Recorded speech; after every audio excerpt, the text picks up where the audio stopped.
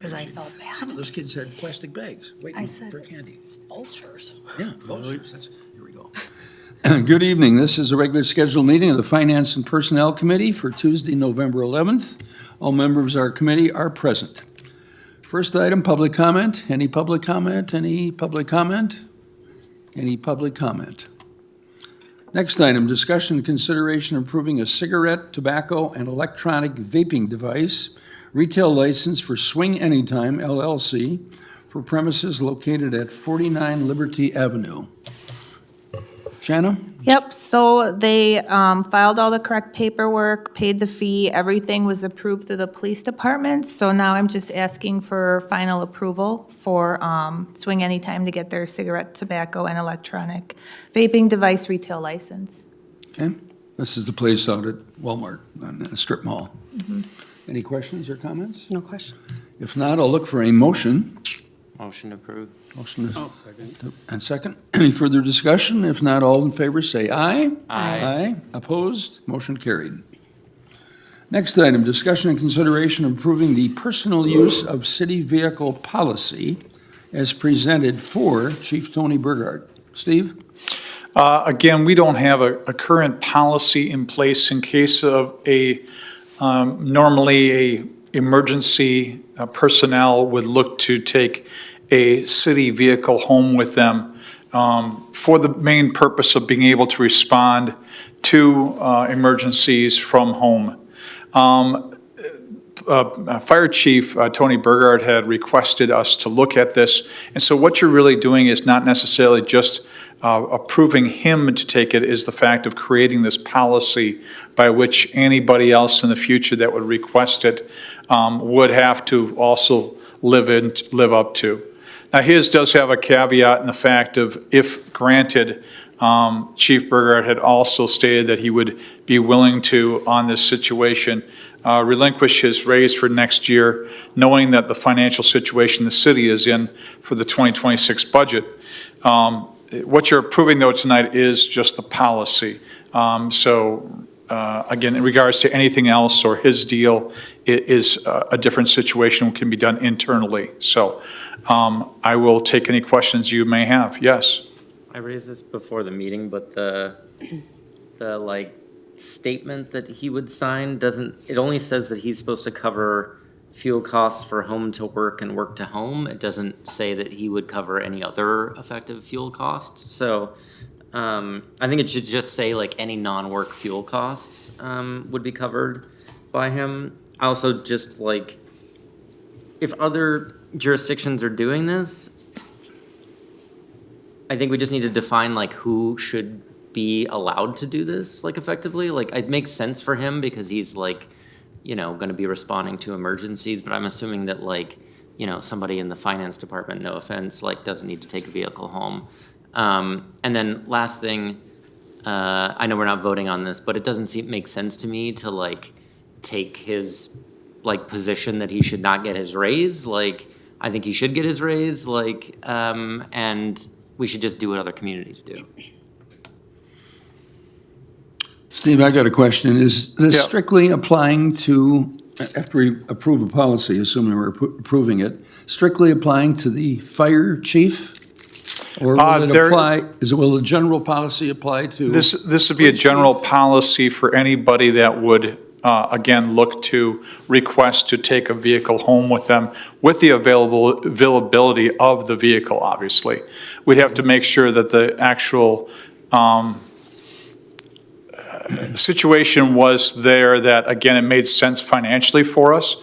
As was pointed out, if there was a finance director said, I'd really like to take a vehicle home, but we don't have a vehicle, we'd have to purchase a vehicle, we'd have to get it insured, and there's really no purpose for a finance director to have that. Sure. Again, just using your excuse not to make Geraldine upset with me. But anyways, the bottom line is that, again, this policy would translate to anybody else who had requested.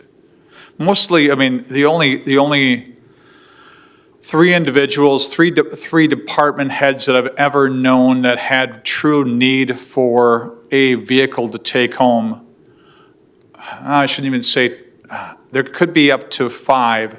The 2 chiefs, police chief, fire chief, but also utility directors are a lot of times granted that also. I'm not petitioning them for that tonight. I'm just saying, the answer to your question is, it can be asked upon anyone who has to report to an emergency.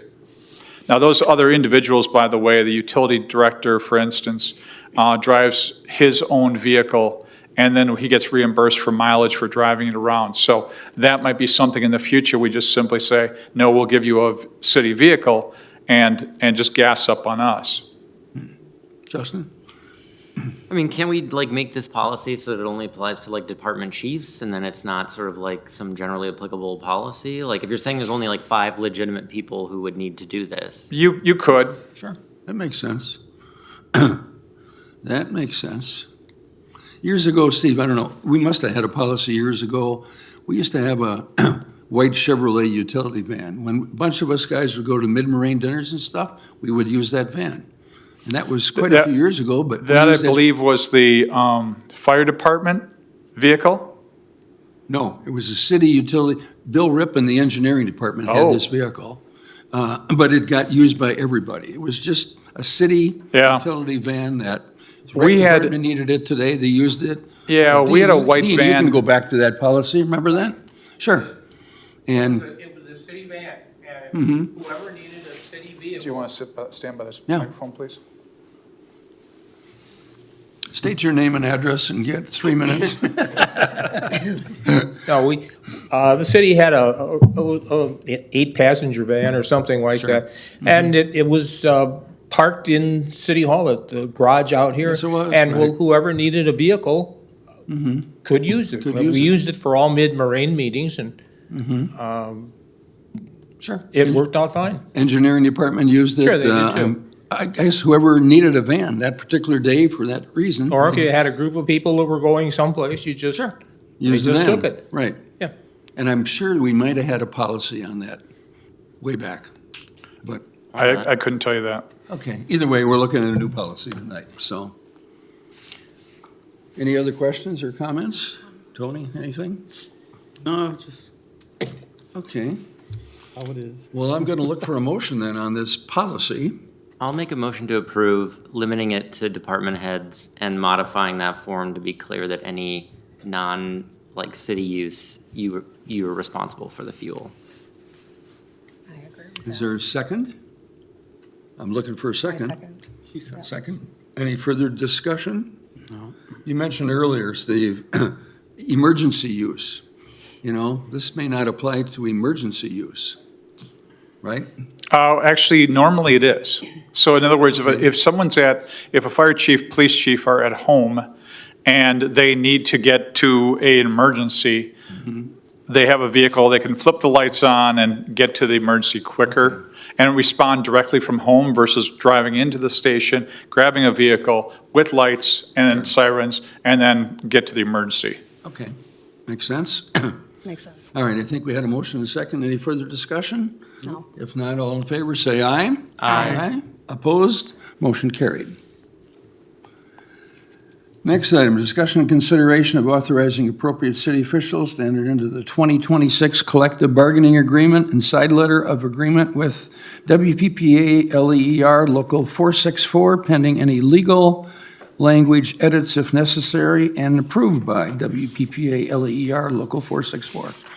Chief McFarland is with us. Thank you. Now, about that vehicle thing, You're retiring. I could stay. No. We'll let you retire with one. What happened to that white van you guys talked about? I think it got, Is it in a cube now? it went through a compressor up at Fond du Lac. You can have that one. Right. Happy retirement, Scott. Wonderful. It's much smaller than it used to be. so. Well, for the last several months, city administration and the police department command staff has been working with WPPA on negotiating a new contract. The contract that we have currently expires at the end of this year. Now, of course, when you negotiate something like that, it's two things. It's management rights and then it's wages and benefits. So we work out both of those things. We worked out the management rights portion of it pretty quickly. We had about 3 meetings on it and we agreed, made tentative agreements right away. And then we moved on to the wages and benefits portion of it. And so what you see before you, I think you have the red line, correct? Okay. So that is some of the changes that we made. There's really very few when it comes to management rights. We pulled in a couple of side letters that we had outstanding that we developed during the course of the last contract. But otherwise, it's just language changes, grammar. There's some things in there that we worked on as far as comp time, but otherwise very little change in the way of management rights. In terms of the fiscal impact as it relates to wages and benefits, the union is looking at agreeing to a 2.5 and a 2.5 split.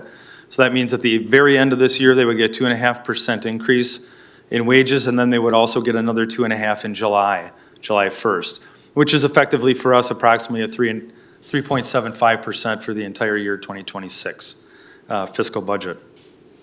In addition to that, you should also have in front of you the side letter of agreement, which states that those unionized or represented employees will also be paying the same percentage as non-represented city employees for hospital and surgical premiums, insurance premiums.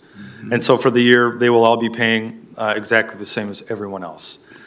So tonight, we would be asking that you approve both the agreement that we put together as well as the side letter for the year 2026. This is a one-year agreement only, so next year we'll go into the year probably somewhere mid-year and start another negotiation, hoping for what we usually do, which is about 3 years. But considering some of the financial things that we're experiencing right now as far as the city, we thought it best to just simply look 1 year ahead. Just going to ask, why do you go through this every year? Years ago with 2-year contracts, 3-year contracts, now you're down to 1-year contract. Yeah, they're typically 3 years. That's what we've experienced. The last one that I negotiated was 3 years. This is a 1 year again because of financial uncertainty and where we're going to go. We'd like to see ourselves through 26, see where we end up on the other side, and negotiate somewhere there for the next 3 years. So I do anticipate that when we come to the table again, it's going to be for a lengthier term. All right, questions? Justin? So, this, with the 2.5 split, it says there's a 3.75% levy impact. And then down below, it says in our budget, we expected like a 4.87% increase with 1.82 coming from fund balance and 3.05 coming from the levy. So does this modify our budget, or is this within the budget for 2026? Like, how does it affect that? So originally in our conversation between myself and the command staff, we basically had put in the budget of 3.5.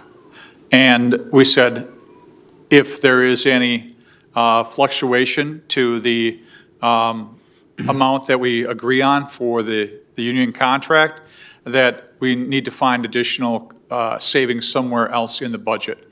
So their budget has not changed versus what you're approving tonight. The 3.75 is just going to be reflected with some other savings or cuts somewhere else in the budget. Okay. Any other questions or comments? If not, I will look for a motion on this contract. Motion by Tony, seconded by Justin. All in favor, say aye. Aye. Opposed? Motion carried. Next item is adjournment. I'll look for motion to adjourn by Tina and seconded by Tony. All in favor, say aye. Aye. Opposed? We are adjourned.